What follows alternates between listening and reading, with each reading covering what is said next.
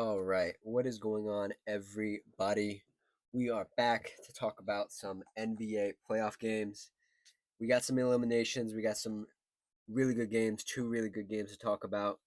And we're going to talk about some losers, some teams' futures, and everything like that. If you like what I say, like the video. If you have your own opinion, comment them down below. And if you just like the vibes, consider subscribing. As always, let's look at the bracket first and foremost. Starting in the West. The Oklahoma City Thunder, the 1 seed, lead the Denver Nuggets 3-2 in the 1-4 matchup. There will be a game 6 in Denver. It's a must-win for Denver, or they go home. We'll talk about the previous game in a little bit. We have the other portion of the bracket: the Timberwolves versus the Warriors. The Warriors are down 3-1 to the Timberwolves. The 6th seed, the Warriors are the 7th seed. It's not looking good for the Warriors. It's not looking good. It looks like this might be the end. um, we don't preview games too much here, but that is what I'll say about that series. It looks like the Warriors are done for the season. Um, we'll start on the bottom side of the bracket in the East. Um, the Knicks are the 3 seed. The Celtics are the 2 seed. Knicks lead the Celtics 3-1. The Celtics need a heroic effort from Jaylen Brown and company to force a game. What would be a game 6 back in Boston or back in uh, Madison Square Garden. And yeah, and the story of the night really was Cavs versus Pacers. The Cavs are the 1 seed, the Pacers are the 4 seed, and the Pacers really put the beat down on them this whole series. They won three of the three possible home games for the Cavs. They only dropped one at their house. Pacers did, and they won this game 114 to the Cavaliers 105. The Pacers move on, defeating them 4-1 to the Eastern Conference Finals. Really, really, really interesting stuff for the Cavaliers. There are a lot of questions that don't have a lot of answers right now. And first and foremost, we'll talk about the game. I do just want to talk about the Cavs' future and what it might hold. Obviously, first and foremost, congratulations to the Pacers. Put on a hell of a series. Did what am I trying to say? They put on really amazing these first 2 rounds. They put on a show. They put the beat down on Giannis, the former MVP, and the Bucks, and then they moved on to the Cavaliers. And I had the Cavaliers picked in 7 for this series. I look like a fool doing that now. I think a lot of people had the Cavaliers picked, whether it was in 6 or 7, but the Pacers did it, man. Behind Tyrese Halliburton, ascending even more. Behind some great games from Miles Turner, some really hard effort from guys like Andrew Nemhard, guys like Benedict Mathurin, guys like Obi Toppin. Pascal Siakam, obviously a playoff vet, has been in these situations many, many, many a time. And yeah, shout out Aaron Neesmith as well. Almost forgot him. Now that that's out of the way, because I always like to congratulate the winner first, because I think it's important. Moving on to the Cavaliers, man, oh man, oh man. Um, there's a lot of there's a lot of questions, man. You were 64-18 this season in the regular season, and you beat the Miami Heat in 4. Seemed like you were gonna win this series as well. Your second round matchup against the Pacers, you did not, and you kind of blew it. You kind of blew it. I said this in my other video. Um, Nobody's gonna take you seriously next season. Nobody's gonna take you seriously. You put together a great season. You started off the season undefeated, um, up until about November when you lost to Boston. And looking at their schedule here, they lost one day. The regular season schedule, I should say. They lost one to Indiana. They won one against Indiana, um, and then they lost two to Indiana. Maybe we should have been a little more um, what's it called? Aware of that they had already lost 3 games to the Pacers. In the regular season, they only have won one. Um, But man, oh man, oh man. Looking at this roster. Um, Obviously, when a team loses, the fan base overreacts. They go trade this guy, trade that guy, just because they had one bad series, they had one bad game, whatever the case may be. Um,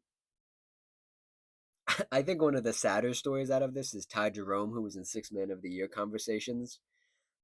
Stunk it up in the playoffs, and he's essentially lost out on like $80 million, $60 million. He was gonna get a bag if he had played the way he played in the regular season in the playoffs, and he's he's he's lost that. He's making $2 million. He's a free agent this year. Um, to talk about some of the guys um, who are untouchable. I think Donovan Mitchell's untouchable. I think he gave it such a great effort this playoffs. He was banged up. He was thrown around by other guys. He was just he put it all out there. And that's what Donovan Mitchell did in Utah when he was in Utah all those years. That's what he's done in Cleveland. You would think through the regular season he didn't play a lot of minutes in the regular season because they were coasting. They were winning a lot of games, like I said, and he needed that rest. He needed that those low minutes, but man, did it come back in the playoffs where he needed to play almost every minute of every single game in this series against the Pacers. I think he's untouchable. Obviously, I think Evan Mobley, who just won Defensive Player of the Year, has made some huge strides uh, offensively and most glaringly defensively because he won the award. He's the best defender in the league by merit. Um, he's untouchable. And then I'm gonna keep it real. I don't think anybody else is untouchable. I think Darius Garland. I know he was injured, and I'm gonna repeat myself in my last video. He stunk it up. He was bad. He was really, really bad. He came back. I'll give him credit for coming back and not just sitting out. Um, when he could have. This regular season, he averaged 20 points, 3 rebounds, 6 assists. Um, he had one good game. He had a 21-point game. That was the game Donovan Mitchell went out. Um, that was game. What game is this? This is game five. This is game five, right? No, game four. Game four. Game four. Game four. He had one good game. That's because Donovan Mitchell wasn't there. He exited the game with that ankle injury, and he had a 21-point game. Looking through the rest of the playoffs for him, 27 points, 21. You could say he didn't look right. He had some really good games this regular season. He had some steady games. But I think you need somebody on this Cavs team who is equally as aggressive as Donovan Mitchell when it comes down to it. Um, Darius Garland just doesn't have it. He's a great distributor of the ball. He's a great ball handler. He's all these things, but if you just don't have it, you just don't have it. And being 6'1" and getting picked on defensively, and don't get me wrong, like his contemporary in the backcourt is 6'3". It's not the best look. It's not when you roll that out there. When it's going, it's going. The offense is going, and when the defense is being made up for on the back end by Evan Mobley, by Jared Allen, it looks okay. But Darius Garland might be on the trade block. He might be out of here. Um, he's making damn. That's a lot of money. 36. He made $36 million this year. Damn. And then the other guy in the front court, Jared Allen. Man, oh man. He's always just been okay. He's been sturdy enough in the regular season. He has some good regular season games, 20 points, 20 rebounds, like 5 blocks, whatever. Certain games. I I've always said I think Evan Mobley's true potential comes when he is the full time five, and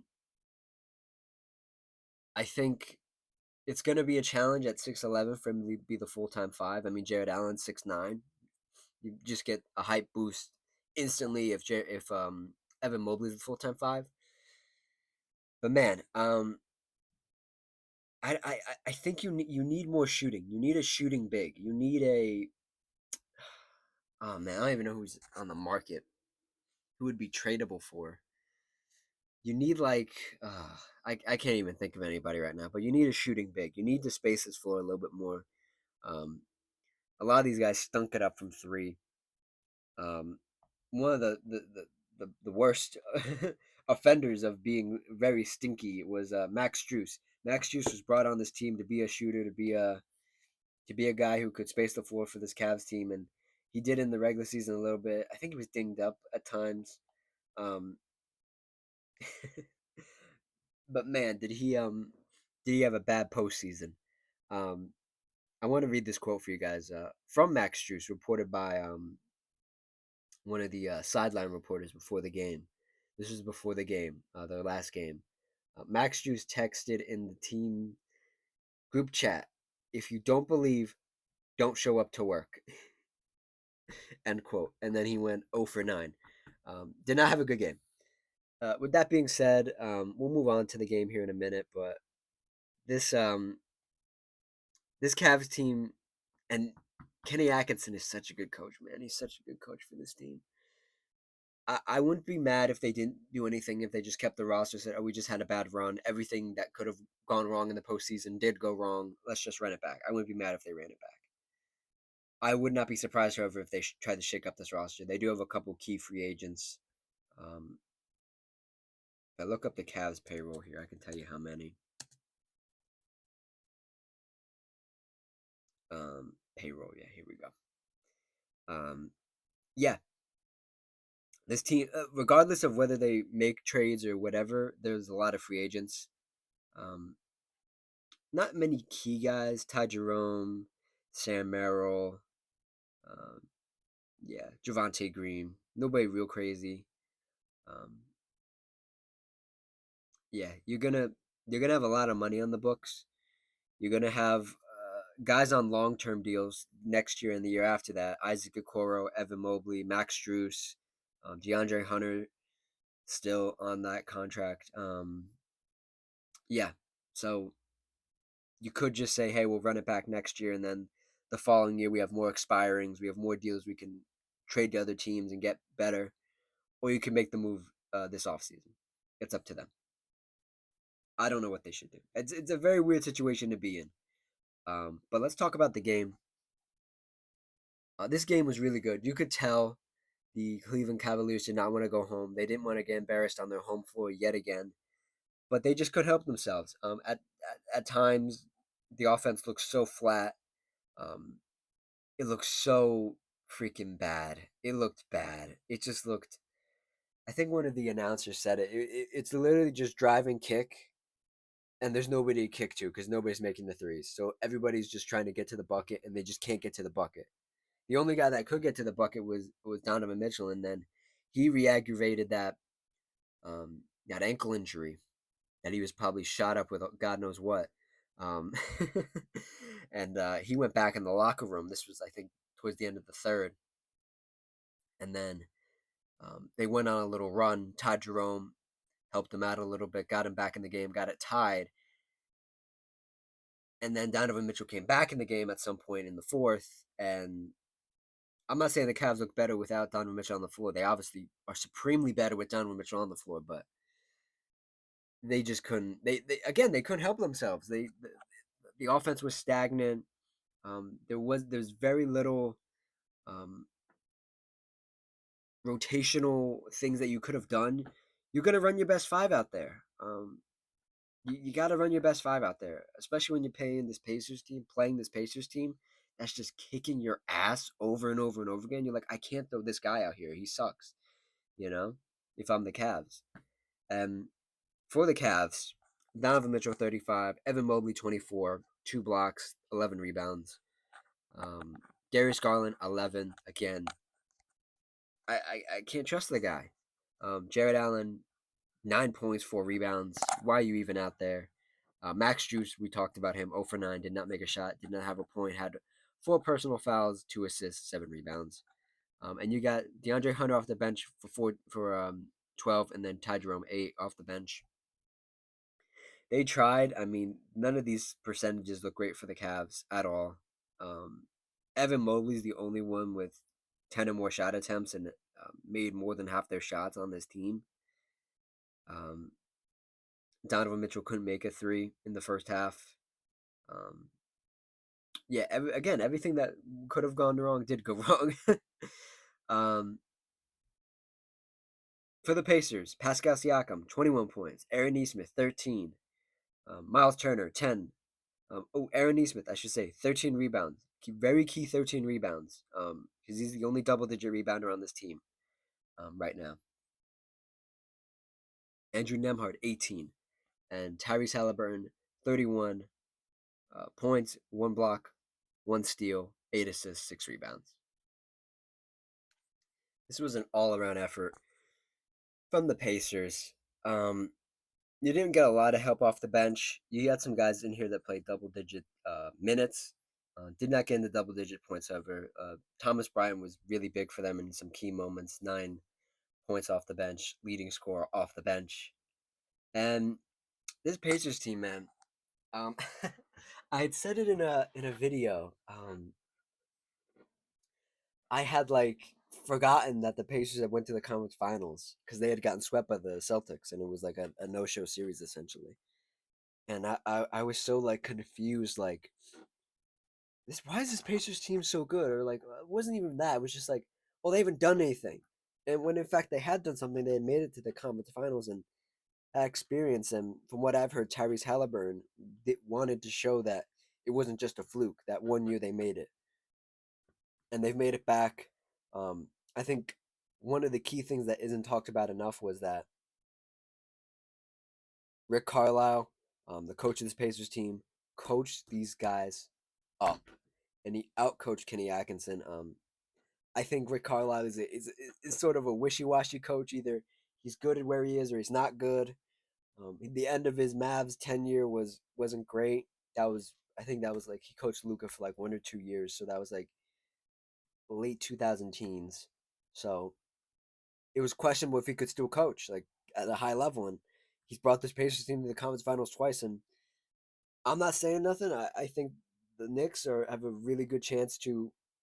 They're going to win this series, like I said, but the Knicks have a really good team, and this Pacers team is full gas right now. They're all gas, no breaks.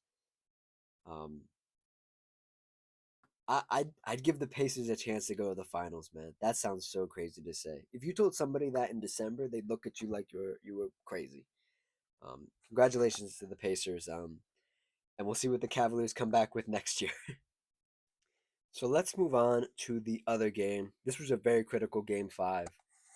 Denver versus Oklahoma. Denver lost the game 105 to the Oklahoma City Thunder's 112.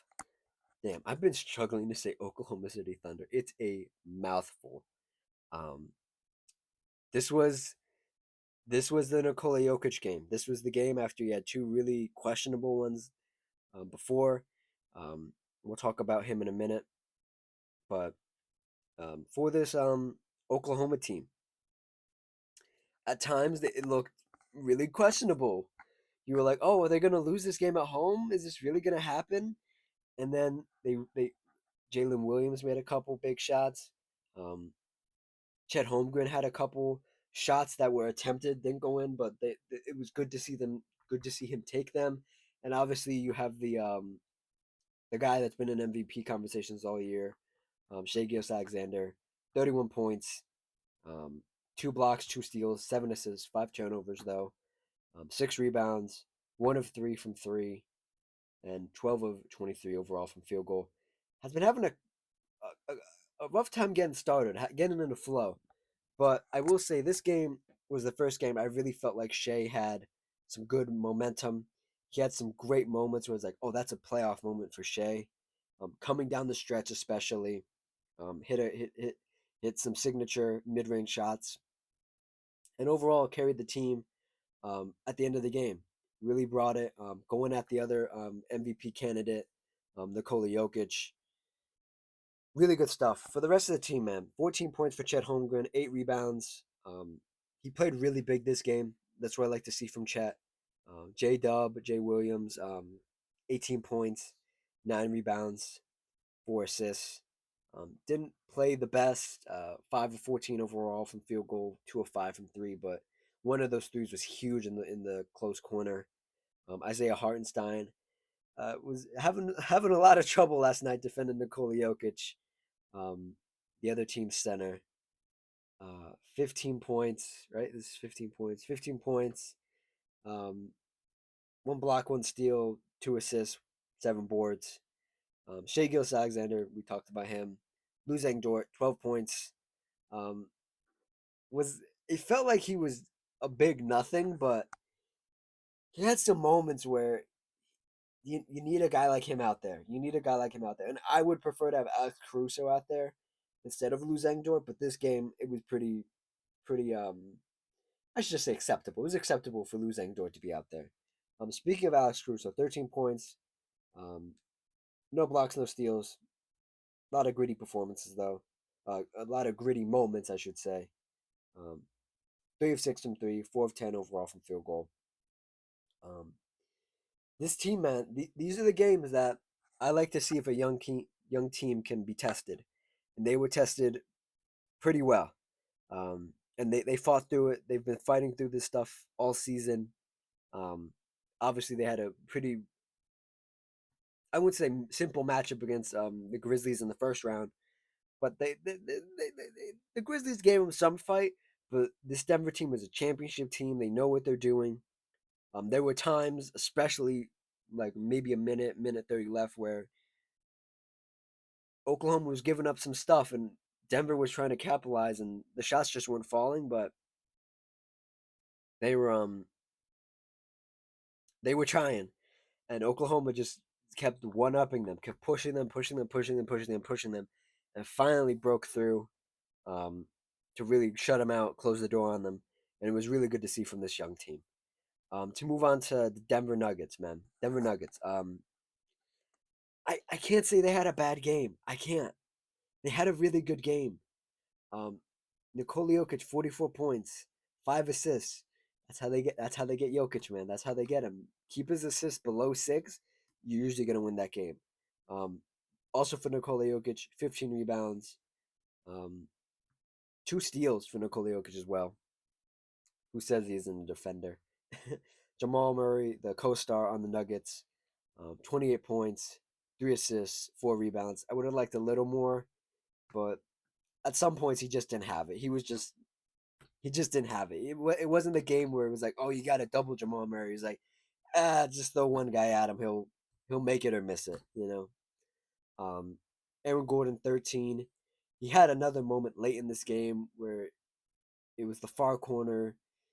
He put the three up. It almost went in. He almost had another Aaron Gordon moment, but um, really wasn't really wasn't he didn't have the momentum like he usually would have had in these games. 1 steal, 3 assists, 5 rebounds for him also. Michael Porter, man, Michael Porter. There needs to be a conversation about Michael Porter. Obviously, he's dealing with a very serious shoulder injury, but um, these are the games, Michael, where we need you, or they need you, I should say, to do more. You've been doing it all season, all series. We need more rebounds. We need more other stuff, the other things besides scoring, because you lose this game in part because you don't have another guy bringing anything. Christian Braun, 8 points, 7 rebounds off the bench. Nobody plus 5 points. Nobody plus 5 rebounds except Peyton Watson, who had some good moments. Uh, Peyton Watson, Peyton Watson probably could have filled in the Michael Porter spot and done the same things. I don't think the Nuggets coach wanted to pull Michael because the thought is Michael can always get hot. He can always get hot. He can always push. He can push until he gets it going, and he didn't get it going. Um, Sad game for the Nuggets, man. Sad game. You were so close, and then you were so far away. And Oklahoma really went out there and won the game for them, or won the game against them and behind Shea Gilgeous Alexander. Let's um let's see tonight is two winner go home games. New York versus Boston and Golden State versus Minnesota. New York is going to Boston and Golden State is going to Minnesota. um Again, I don't like to do game predictions for the playoffs, but this is probably it for the Warriors. I saw just on the ticker because I have the TV on ESPN. That Steph Curry might play. If he plays, man, I hope he does. I genuinely hope he doesn't play. I hope he's ruled out. I hope they say, hey, let's just call it the season. Um, and I think Minnesota is going to be very motivated to get out of this series as quick as possible. Um, they like to play with their food a little bit. I think they've learned from the Lakers series last series that they need to get out of these series so they can get some more rest. They're the healthiest team right now. They're the healthiest and they're the deepest team. Minnesota is. If they can get out of this series tonight, and the Oklahoma and Denver series goes 7, it's going to be such a big boost for the Minnesota Timberwolves and for the New York Knicks versus Boston. Um, I think Boston puts up a fight, but I think New York can get out of this series and make their way to the first conference finals in, oh my god, how long has it been? Let me see. Let's see here. For the first, when was the last time they were in the conference finals? Oh my god. The last time they were in the conference finals was 1999. Oh my, they haven't been there in 20, like was it 26, 25 years? Wow, man. So yeah, they have a chance to make history tonight. I think they're gonna do it. I think they're gonna go for it. It's gonna be a tough game, but I think the Knicks have it. I would even put money on it. That's how confident I am. But nevertheless, that's it. That's the video. We got some stuff coming up this weekend. Obviously, it's only Wednesday, but I just want to give you guys a little preview for what's coming.